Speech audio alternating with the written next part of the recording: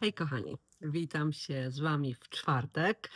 Mam na imię Karolina, dla tych, którzy mnie nie znają. Witam w moim weekendowym vlogu, który jest nagrywany akurat teraz troszkę wcześniej. Miejmy nadzieję, że uda mi się go wrzucić, myślę, że w niedzielę, bo w sobotę mogę nie podołać, ale zobaczymy.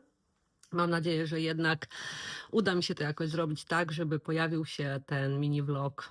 Może nie taki mini, ale na pewno będzie krótszy niż takie nasze standardowe spotkania weekendowe, bo tak jak Wam mówiłam w zeszłym tygodniu i prawdopodobnie kilka jeszcze razy wcześniej, lecę na krakowski jarmark, czyli jutro. Jutro wieczorem wylatuję. Najpierw idę do pracy, wiadomo, później mam lot bodajże o 20:30 tutaj z UK, więc w Krakowie ląduję jakoś koło 23:30 na czas polski. Szybko się prześpimy i lecę rano w sobotę na targi.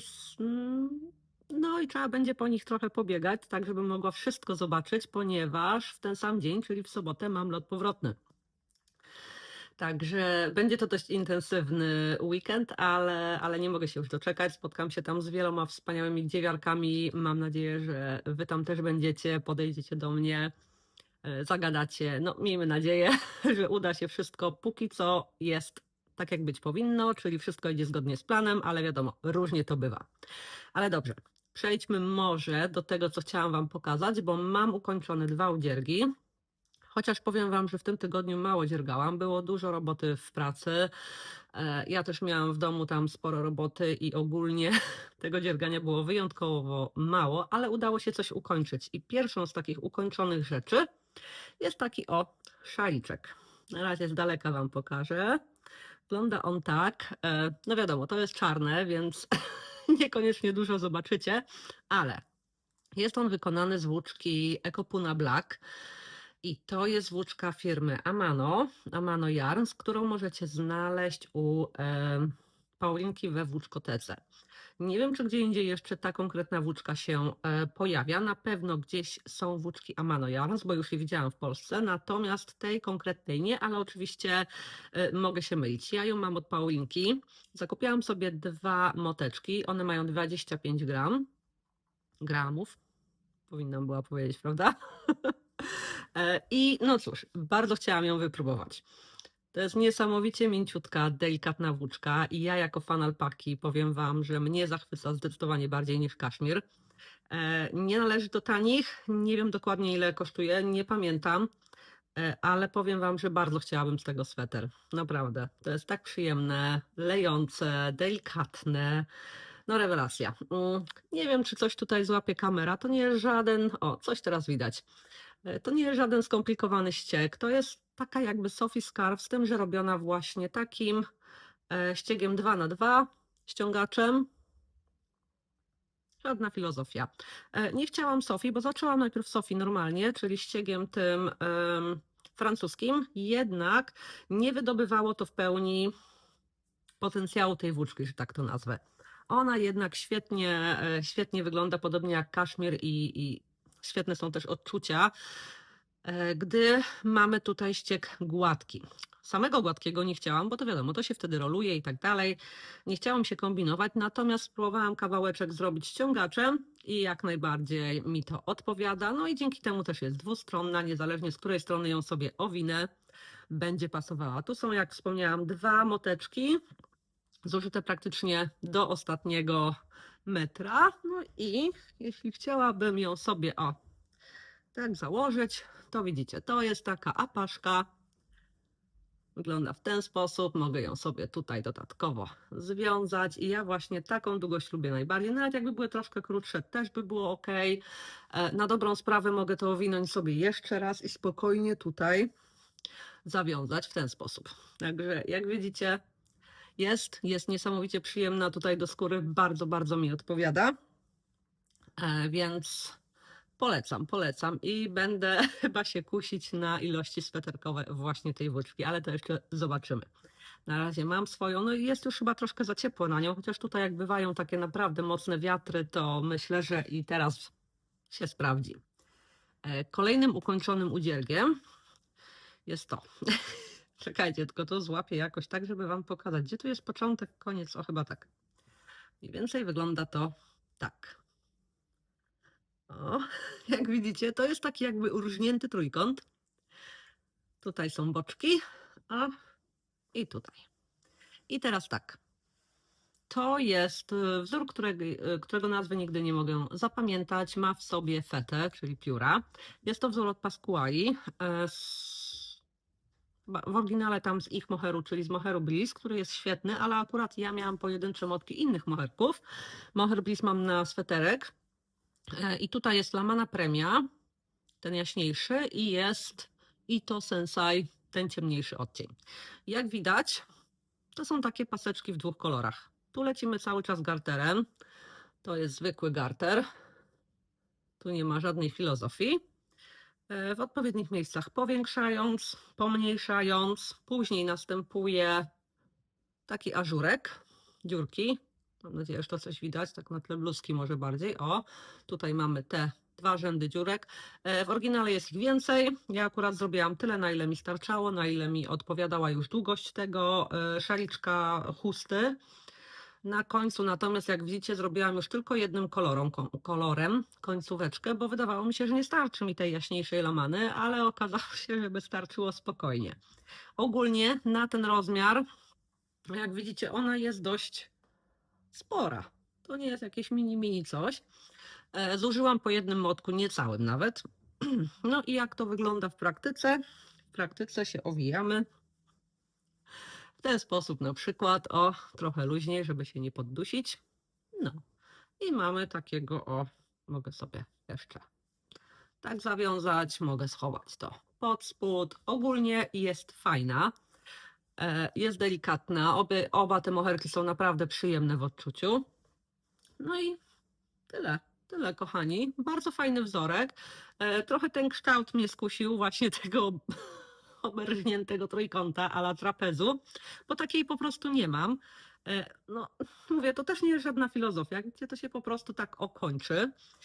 Ja tu bym szczerze mówiąc obrobiła sobie to I-cordem, to by wyglądało ładniej i nie wiem, czy tak nie zrobię, bo jeszcze mam tego Ito Sensei ciemnego, więc mogłabym spokojnie obrobić to sobie I-cordem, bo tutaj jednak ta końcówka, nie wiem, jakoś by mi się chyba bardziej podobała I-cordowo. Czy jest sens robić taki kształt? No powiem Wam, że tak, ponieważ ten standardowy trójkątny, tutaj wiadomo, wtedy bardziej to zwisa. Ja na plecy raczej nie narzucam, chociaż to bym też mogła narzucić.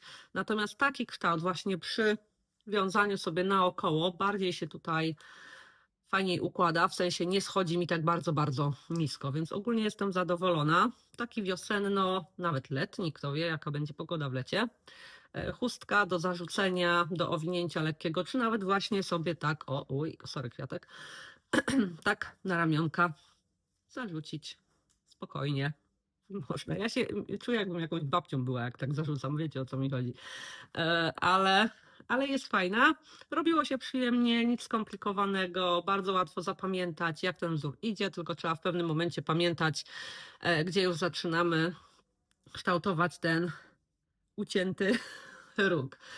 I tak, myślę, że fajny sposób na wykorzystanie właśnie resztek moheru, bo można tu zrobić więcej kolorów, można zrobić jeden kolor, oczywiście jak chcecie, ale powiem Wam, że można by spokojnie też zmodyfikować ten prosty wzór i po prostu, sorry, i dokończyć go tak jakby bez kształtowania tutaj tego prostego dołu, jeżeli ktoś wolałby jednak mieć trójkącik. I kochani, to by było na tyle. Także jak widzicie, ja wcale dużo nie robiłam. Jeśli chodzi o rodochrozyt od Zuzy z On Her Needles, robię, ale nie będę Wam teraz pokazywać, bo ja tam, nie wiem, może ze 2 powtórzenia dodatkowo zrobiłam, więc to naprawdę nie jest jakaś diametralna zmiana, żeby musiała Wam pokazywać. Strasznie chciałam coś narzucić na druty, ale z drugiej strony nie wiem co i nie chcę tak po prostu na łapu capu narzucać. Jest tyle różnych projektów, które chciałabym zacząć i obawiam się, że jak coś narzucę, to zaraz narzucę następne i następne i następne i później znowu się zakopię w 15 projektach, a na to nie mam ochoty tak do końca. I tak dałam sobie kilka dni na poprzeglądanie wzorów, co tam mam w bibliotece, na przeglądanie włóczek też, jakie mam i z których chciałabym coś zrobić. Z jednej strony mam ochotę na jakiś grubszy sweter, ale wiem, że już go właściwie nie ponoszę w tym sezonie. Więc jakiś cieńszy. Mam sporo wzorów, które chcę zrobić z takiej cieńszej włóczki typu fingering. Ale wczoraj wzięłam sobie do pracy mój sweterek, bluzkę Cumulus Onek od Petit Knit, który wykonywałam z Mochsilko od Gabo Wool. I tak mi było w nim przyjemnie, że stwierdziłam, że bardzo bym chciała więcej tego typu sweterków, czyli takich moherowych lub ala moherowych, bo można też oczywiście moher zastąpić jakąś inną włóczką. I zaczęłam przeglądać to, co mam w bibliotece właśnie z takich udziergów piórkowych, tak zwanych. No i trochę tego mam, a oprócz tego jeszcze zajrzałam do Johanna, Colibri by Johanna.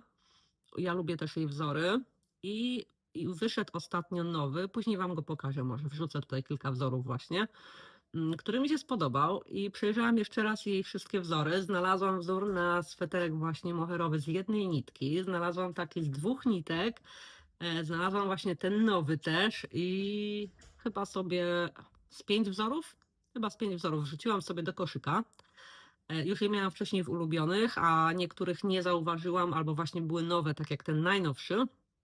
I jest akurat promocja chyba 25% albo 20% na wszystkie jej wzory, z racji tego, że wypuściła nowy, ten, który mi się pierwszy spodobał i który był prowodyrem do przeszukania jeszcze raz jej Ravelli, więc myślę, że zakupię sobie znowu kilka wzorów, bo no mówię, mam taką okropną ochotę porobić sobie wzory piórkowe, właśnie moherowe. Ja moheru mam dość sporo, więc to nie jest problem. Mam też włóczki ala moherowe, na przykład alpakowe, więc chyba taki będzie plan, tak mi się wydaje. Chyba że po targach mi się coś odmieni, bo to też jest możliwe. Czekajcie, łyknę sobie kawki, bo jeszcze mam resztkę. No i oprócz targów wiem już, że na pewno coś przywiozę, tak mi się wydaje, bo zamówiłam sobie teraz, jak się nazywa ta firma, nie pamiętam, Włóczkowisko chyba 3D, czy coś takiego. Zobaczyłam w każdym razie produkty od nich Doceniam na Instagramie i także ma tutaj kanał na YouTubie, możecie zajrzeć i ona właśnie pokazywała, to się nazywa chyba dziergalnik, czyli takie pudełeczko robione na drukarce 3D typu jak znamy z The Knitting Box. Różnica jaka jest to wysokość tego boksa, bo on jest wyższy, nie posiada on tego takiego sprytnego schowka na żyłki z magnesikiem w pokrywce, natomiast w tej drugiej przegródce na dole posiada taką rynienkę na żyłki, co też jest dość ciekawe. Te przegródki są wyższe, co bardzo mi się też spodobało, bo mam wiele takich zatyczek na druty, które są za duże nawet do tego największego knitting boxa, jak takie babeczki czy inne.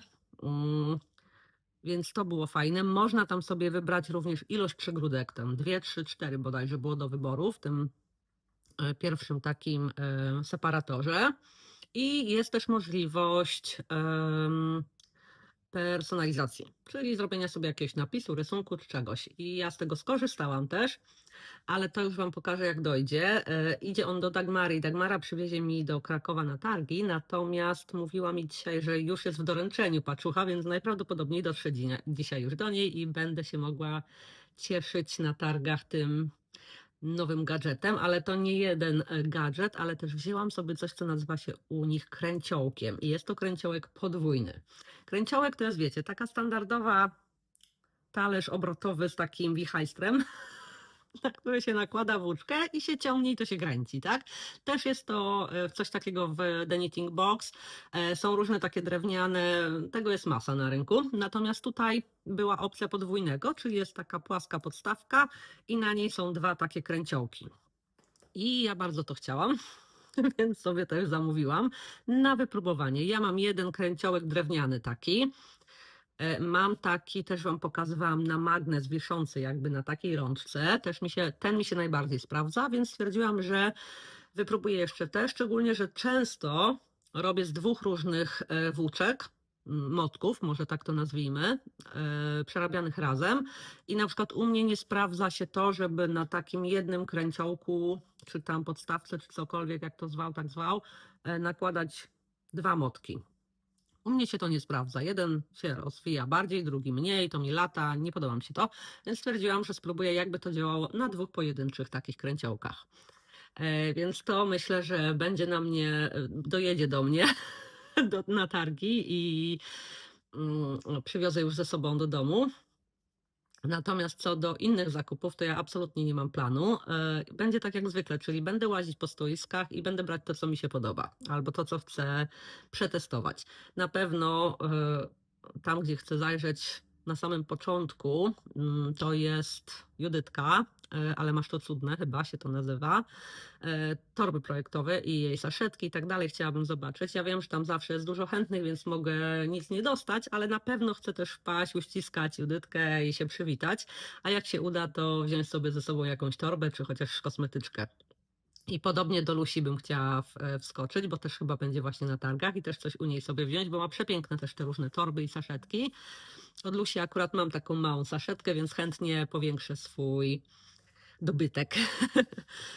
Co jeszcze? Knitting Box. Na pewno do nich zajrzę, bo bardzo lubię ich produkty. Mam małego knitting boxa i dużego knitting boxa i bardzo sobie cenię i uważam, że są świetne jakościowo. No i mówię, no będę chodzić, będę macać, będę oglądać i co mi wpadnie w oko, to sobie przywiozę. Ale, przepraszam Was, ale coś mi w oku siedzi. Jakaś menda. No. W poprzednim vlogu mówiłam Wam, wspomniałam tylko, że odezwała się do mnie pani z firmy Hobby Jobby, jakoś tak to się nazywa, tutaj w UK. Napisała do mnie maila po polsku, bo jest to pani z Polski, z zapytaniem, czy chciałabym przetestować włóczki z firmy Luka S, albo Lukas, nie wiem dokładnie jak to się wymawia, które oni dystrybuują.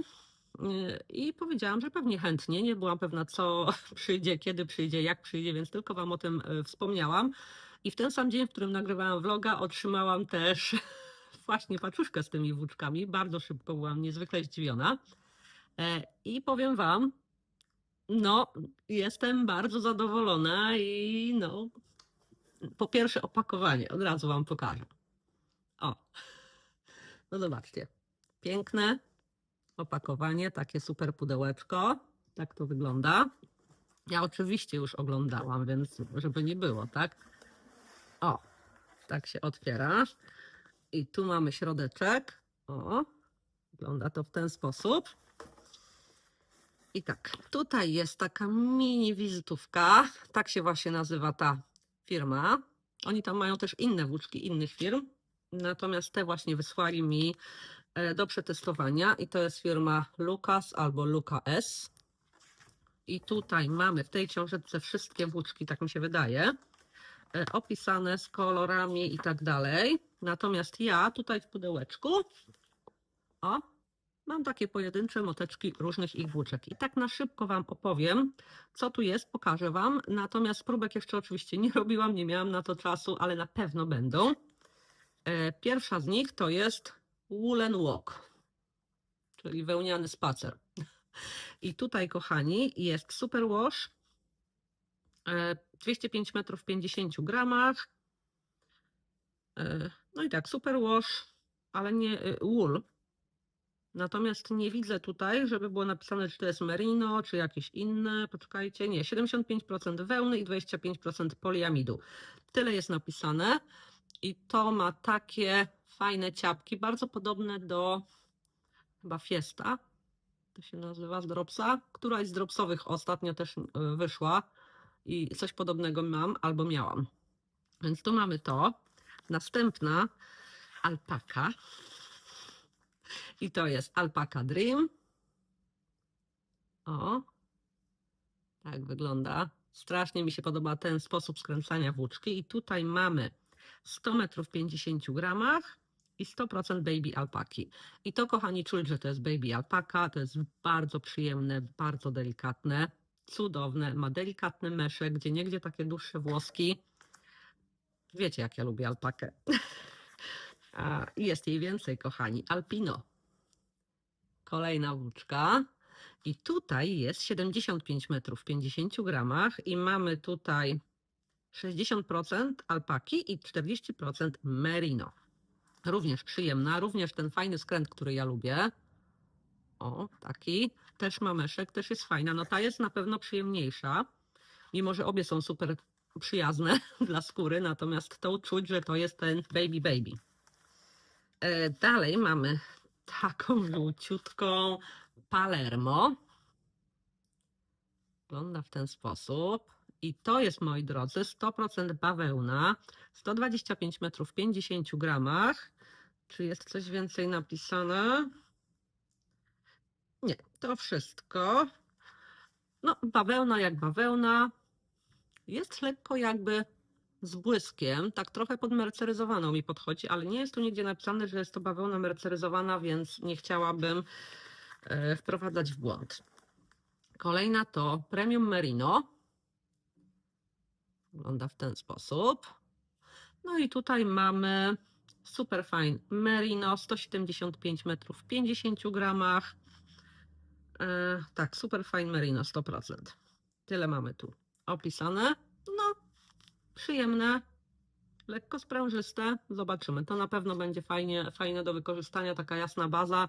Można to fajnie z czymś połączyć. No i tu kolejna alpaka. Alpakita. Strasznie cieszy tyle alpaki. I tutaj już jest widać bardziej ten włosek też, bo na takim tle. I tu mamy 125 metrów w 50 gramach. 100% baby alpaka znowu. Uwielbiam alpakę, a baby to już w ogóle uwielbiam, jest cudna. Tu, kochani, taki motas i to jest włóczka Cloud i faktycznie nie dość, że kolor, to jeszcze nazwa chmurkowa, bardzo przyjemna. To jest ta z takich dmuchanych włóczek, czyli tutaj widzicie ten łańcuszek i w środku jest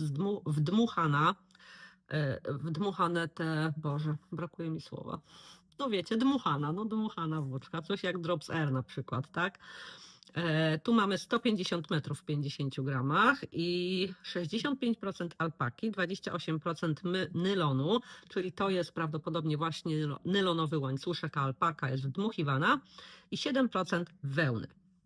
Wygląda fajnie, jest przyjemna. Wiecie, że ja niebieskiego nie lubię, ale ostatnio zaczynam powoli się do niego przekonywać.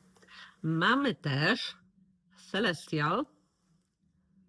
I to jest taka włóczka moherowa, ale z błyskiem. Mam nadzieję, że tutaj uda się to uchwycić. Już się robi coraz ciemniej, ale tu jest taki złoty błysk. Mamy tu 200 metrów w 25 gramach i skład to jest 78% kid mohair, 14% jedwab, 4% poliamid i 4% poliester metalizowany. Czyli skład dość standardowy. No jest tu troszkę mniej jedwabiu. Zamiast jedwabiu jest dodany właśnie dodatkowo poliamid zwykły i poliester ten metalizowany i powiem Wam, że jest to bardzo przyjemne i kto wie, czy na przykład bym nie połączyła sobie tych dwóch i zrobiła jakiegoś ciekawego szaliczka. Bo ja lubię szaliczki. Tutaj to w ogóle jest taki kolor i to jest Soft Kid Silk. I tu, kochani, mamy 210 metrów w 25 gramach, 75% kid mohair i 25% jedwab, czyli już taki standardowy, jest bardzo przyjemny. To Wam powiem. Natalko, jeśli oglądasz, to może być jeden z kolejnych delikatnych moherków typu Yarn Smith. Także wiesz. I Merino Super Soft to jest kolejna włóczka. Wygląda w ten sposób. I tutaj mamy 105 metrów w 50 gramach. Skład to jest 100% Superfine Merino. Przyjemna, delikatna. Nie mój kolor. Zdecydowanie nie przepadam. Znaczy podobno to jest w mojej palecie, ale ja nie przepadam za tym kolorem. Podobnie jak za niebieskim. Chociaż warto mieć różne kolory. No i kolejna alpaka. Tym razem Brushed Alpaka.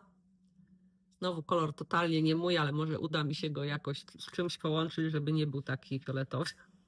125 metrów w 25 gramach, 89% alpaki i 11% poliamidu. To też jest przyjemne, aczkolwiek ten Kid Silk jest dużo bardziej przyjemny. I to jest taki kłaczasty cudak.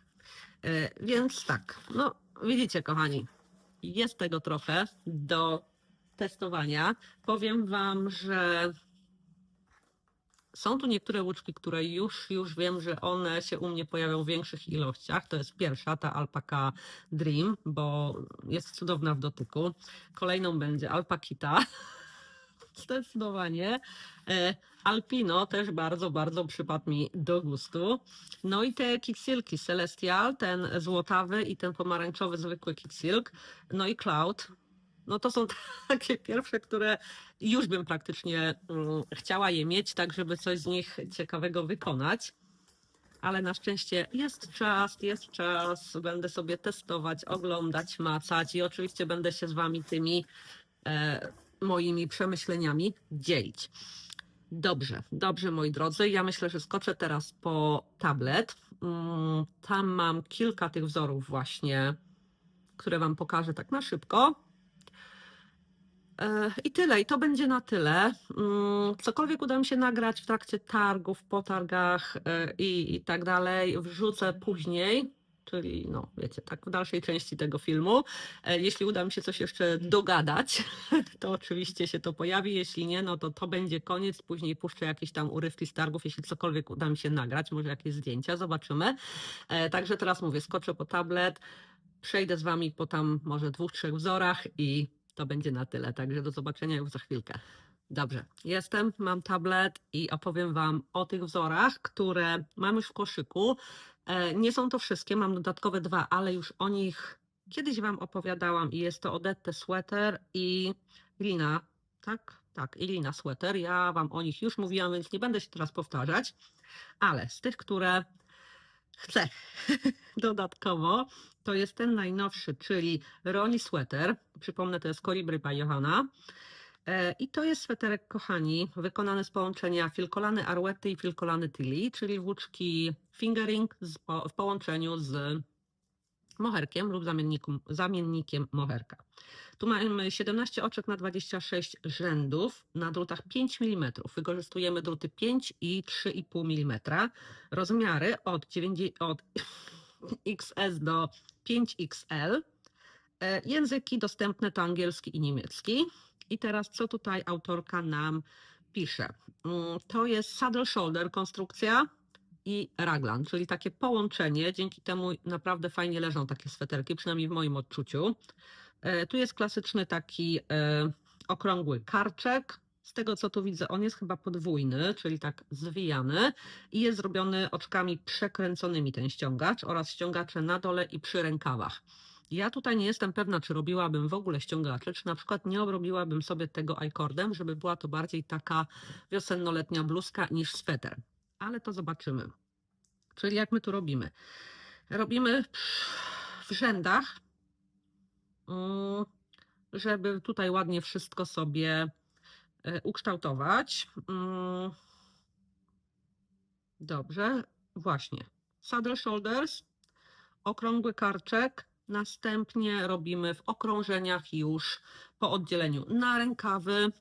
Jak widzicie, tutaj na pewno się gdzieś zdjęcie pojawia, on jest o tyle fajny, że ma właśnie wstawki te takie ażurkowe i takie linie i z tego co ja tu rozumiem i tu czytałam, to te proste takie stokinetem, czyli ściegiem pończoszniczym, kawałki, szerokie pasy są robione podwójną niteczką moheru, natomiast te inne, czyli ażurki i te paski tutaj chyba garter stitcha, są robione z jednej nitki moherku plus jedna nitka fingering.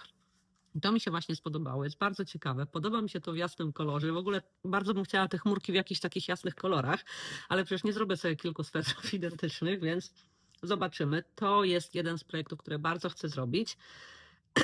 I już mam próbkę, bo robiłam chyba wczoraj sobie próbeczkę myśląc o Cumulus Blouse, tylko że chciałam faunek teraz sobie zrobić.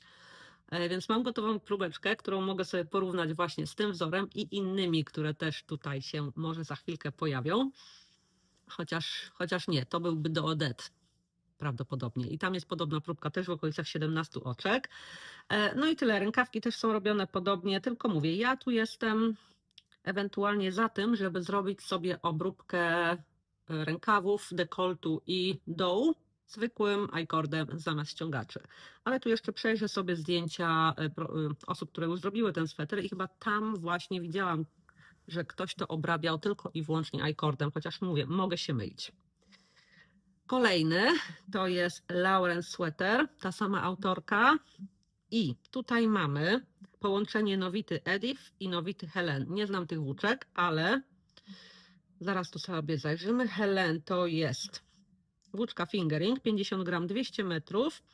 Natomiast Edith to jest a la mohair, czyli 210 metrów w 25 gramach. Oczka 16 na 26 rzędów. W ściegu Modified Moss Stitch, czyli modyfikowany ścieg Moss Stitch, mech. Czyli u nas jak to się nazywa ten ścieg, ten Moss Stitch? Stitch, nieważne, nie wnikajmy, na zdjęciu widać. Tu też mamy druty 5 mm i 3,5 mm, rozmiary podobnie od XS do 5XS. Języki natomiast mamy angielski, duński, fiński, niemiecki i szwedzki. I teraz co tu mamy? Po pierwsze podoba mi się ten ścieg. Niby prosty, niby nic specjalnego, ale mam tyle już swetrów gładkich, że może wypadałoby zrobić sobie jakiś, który aż tak gładkim nie jest. I tutaj jest raglan od góry do dołu. Tu jest właśnie ten modyfikowany Moss Stitch pattern, czyli modyfikowany mech. Tak tłumacząc, oczywiście nazwa tego ściegu może być u nas troszkę inaczej. Ja oczywiście nie znam tych tłumaczeń na polski, więc Wam tutaj nie pomogę. Jeśli chodzi o tutaj wykończenia wszystkie, to jest zwykły ścieg 2×2 bodajże, tak? Chociaż nie, może nawet tak, 2×2 jest napisane. I tu ma tak, neutralny fit, troszkę pozytywnego luzu, około 10 cm. I właściwie tyle. Tyle, kochani. No wygląda fajnie, jest prosty w konstrukcji, nic specjalnego, natomiast ten ścieg nadaje mu takiego jakiegoś ciekawszego elementu i dlatego zwrócił na mnie swoją uwagę i dlatego dodałam go do koszyka i będzie on zakupywany, więc to na pewno jest jeden z takich udziergów, które będę chciała w niedalekiej przyszłości robić. Bardzo ciekawy. Tutaj akurat jest pokazany w takim pudrowym różu. To nie jest mój kolor, ale ja bym go widziała właściwie w każdym kolorze. Myślę, że nawet w ciemnym, jakimś szarym może. No nie głupie jest. Dobra, i ostatni. Troszkę pędzę, ale muszę zaraz zrobić jakąś kolację. Właściwie połowę już mam zrobione, muszę tylko podgrzać i zacząć się pakować. Ja tam nic ze sobą nie biorę. Piżamę, bieliznę na zmianę i jakieś kosmetyki tylko, żeby tam przypudrować noska, wiecie. Ale dobra, nie o tym. Frederick Sweater. Frederick Sweater również by Colibri by Johanna. I tu mamy, kochani, znowu moherek. I tu jest sweterek z pojedynczej nitki. Nie do końca, ale zaraz do tego dojdę. 15 oczek na 26 rzędów, drutami 5 mm. Tu akurat był wykorzystany moher od Knitting for Olive. Ja za nim nie przepadam. Jest fajny, ale są lepsze. Ja mam takie zdanie. Natomiast paleta kolorystyczna Knitting for Olive bardzo mi się podoba. Jeśli chodzi o rozmiary XS do 5XL, języki angielski, duński, francuski, niemiecki i polski. O, a tego nawet nie wiedziałam. Ale ja nigdy nie robię z polskich wzorów, bo ja nie rozumiem, co tam jest napisane. Dobra. Od góry do dołu jedną nitką moherku na 5 mm drutach. Najpierw robimy tył, później robimy osobno przody, lewy i prawy, łączymy razem, lecimy w dół i tak dalej. Natomiast jeśli chodzi o wykończenia, czyli ściągacze na rękawach, dół i tutaj góra, je wykonujemy podwójną nitką moheru. Dzięki temu jest to takie bardziej kontraktowe i bardziej trzyma strukturę. I to są chyba też oczka przekręcone z tego, co tutaj widzę. I chyba tylko prawe są przekręcone, ale tu się nie zgłębiałam jeszcze za bardzo. Jeśli chodzi o rękawy, to są one dość szerokie, natomiast przy samym ściągaczu są właśnie mocno robione zmniejszenia, żeby powstała taka bufka. I tu nie jestem pewna, czy chciałabym właśnie taki bufiasty rękaw, czy raczej zostawiłabym na prosto. Muszę też zajrzeć oczywiście do wzoru, czy on ma jakieś powiększenia tu na rękawach, żeby on był coraz większy, czy może idzie to na prosto i taka bufka powstaje naturalnie. Mogłabym wtedy ewentualnie nabrać sobie pod pachą mniej oczek albo zwężać w trakcie przerabiania rękawa, ale to już zobaczymy. Powiem Wam, że nawet takie szerokie mi się dość podobają. Takiego nie mam, więc dlaczego by nie? Czy tutaj coś o pozytywnym luzie? Nie widzę, żeby coś tu było napisane o pozytywnym luzie. Jest, przepraszam, od 20 do 30 centymetrów, czyli całkiem fajnie. Dobra, tyle na dzisiaj, tyle kochani. Tak jak mówiłam, jeżeli coś będę miała jeszcze Wam do pokazania z targów, jakieś nagrania, to oczywiście tutaj wrzucę. Jeśli będę miała czas, żeby coś tam jeszcze Wam opowiedzieć, to dogram, ale będę wracać w sobotę wieczorem, więc będę w domu dość późno. Więc raczej nic nagrywać nie będę. W niedzielę rano może mi się po prostu najzwyczajniej w świecie nie chcieć, a poza tym jeszcze to muszę zgrać na YouTube'a, więc podejrzewam, że to właśnie będę robić w niedzielę rano lub jeśli będę miała siłę jeszcze w sobotę wieczorem, jak wrócę. No i kochani, właściwie tyle. O, zobaczcie, słyszycie, kto się pojawił łaskawie? No chodź. No chodź się pojaw, no chodź się pokazać. No miał, bo tylko cię słychać, a nie widać. O, przyszła. Gdzieś była? Gdzieś była, paskudo. No, Luna się przywitała, tak?